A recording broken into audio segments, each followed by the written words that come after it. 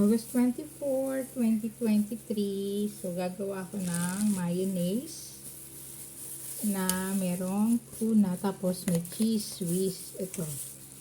Yan. Yan. Nilagyan ko para masarap. Pero pwede nang wala to. Optional lang. Pwede na yung mayonnaise pa lang. Masarap na eh. So, depende na sa iya. So, ilalagay ko naman dito sa aking sandwich. Yan. So, tuloy-tuloy. Tuna sandwich sa bawat bahay, no? So, kasi complicated tropa yung pinapatikim mo na pamilya mo. Kasi nandun yung may reklamo, no? Bawat pamilya, bawat bahay. Kaya, bawat bahay, bawat pamilya to, bawat tahanan. So, pwede mo rin ibaon ang setup. School, bahay, at saka ang ikot niyan, school, bahay, at saka trabaho. So, bumili ng magandang packaging, no? Sinabi ko na. So, binipresent mo kasi sa demo mo.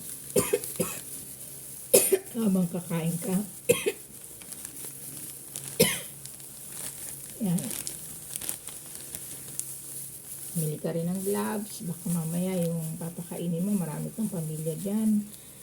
Nagre-reklamo, marami raw, diba?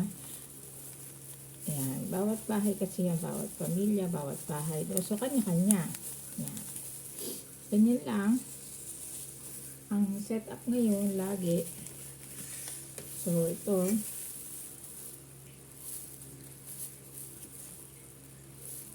Tuna naman yan eh. Tuna, century tuna, lagyan ng mayonnaise.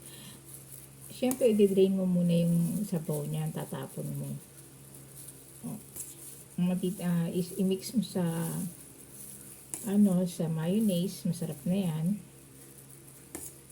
Bawat bahay, bawat tahanan, no? So, wala nang inggitan kasi kung ano kinakain sa kabila, yun din kinakain sa kabila.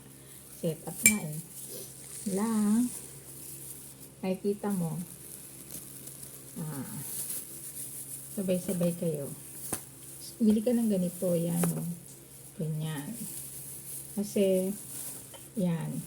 Any, naman, basta may zipper yung bag, niya, pang sandwich. So, ayan, nakagawa ko ng tatlo, di ba? Tatlong sandwich.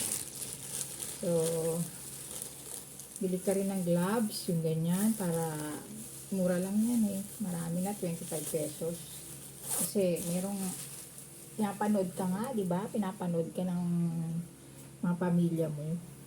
Nag-observe lang yun. At sa susunod, yung next generation mo, yun ang gagayahin. Okay?